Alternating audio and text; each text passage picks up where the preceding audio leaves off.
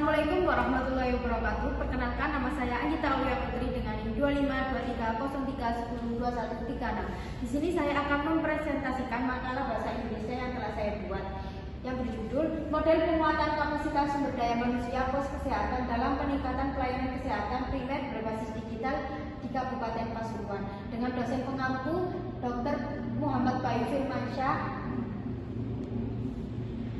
Di sini ada kata pengantar, lalu di bab selanjutnya ada abstrak lagi, dan ada daftar isi yang belum saya susun, dan bab 1 ada pendahuluan, latar belakang yang berisi penguatan pelayanan kesehatan primer di Indonesia menjadi fokus utama dalam pembangunan sektor kesehatan di tingkat nasional. Kasus 1 menunjukkan bahwa pos kesehatan yang berfungsi sebagai garis depan layanan preventif dan promotif memiliki peranan penting, namun seringkali terabaikan dalam analisis menyeluruh, terutama mengenai kesiapan integrasi layanan serta dukungan struktur fasilitas, infrastruktur, dan manajemen. 1.2 ada rumusan masalah. Ada 3. Yang pertama, sejauh mana kesiapan sumber daya manusia di pos kesehatan Kabupaten Pasuruan saat ini dalam mengelola serta mengintegrasikan layanan primer healthcare, khususnya yang berhubungan dengan aspek digital dan kesehatan mental. Yang kedua, ada apa saja faktor-faktor pengetahuan, keterampilan, dan sikap yang menjadi penghambat dan pendorong dalam memperkuat kapasitas sumber daya manusia pos kesehatan untuk layanan berbasis digital.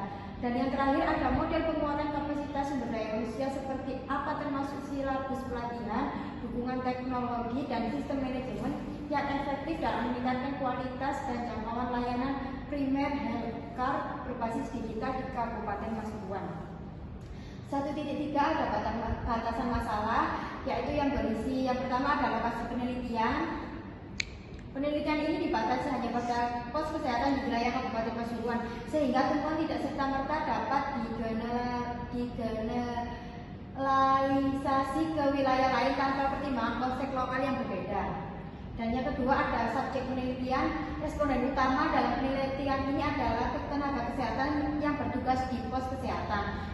Yang ketiga ada cakupan layanan. Penelitian berfokus pada layanan primer healthcare yang bersifat promotif dan preventif, khususnya terkait kesehatan mental remaja dan literasi digital, dan tidak mencakup layanan kuratif dan rehabilitatif yang bersifat spesialis. Yang keempat ada aspek teknologi. Teknologi digital yang digaji terbatas pada perangkat dan aplikasi yang diakses melalui smartphone, misalnya aplikasi e-reporting, WhatsApp, atau media sosial lokal. Dan yang kelima ada waktu pelaksanaan. Nanti data dikumpulkan dalam periode tertentu, misalnya 1 tahun dalam 2025.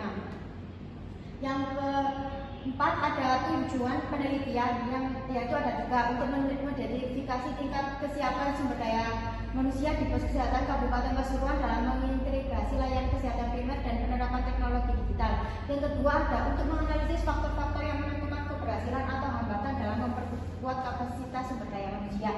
Dan yang terakhir ada merumuskan model penguatan kapasitas sumber daya manusia pos kesehatan yang bersifat adaptif dan terintegrasi dengan teknologi digital.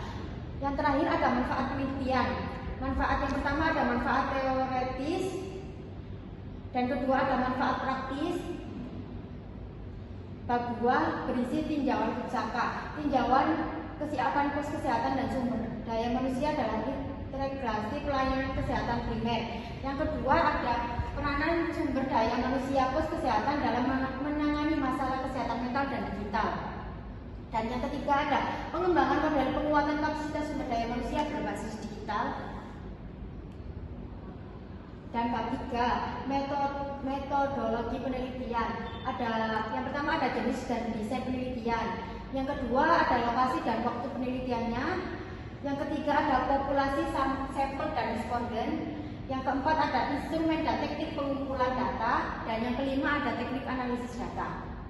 Dan keenam etika penelitiannya. Bab 4 berisi penyajian hasil penelitian. Ini tabel pertama, tabel kedua, dan tabel ketiga. Ini pembahasannya dan hasil. Bab 5 berisi kesimpulan dan saran.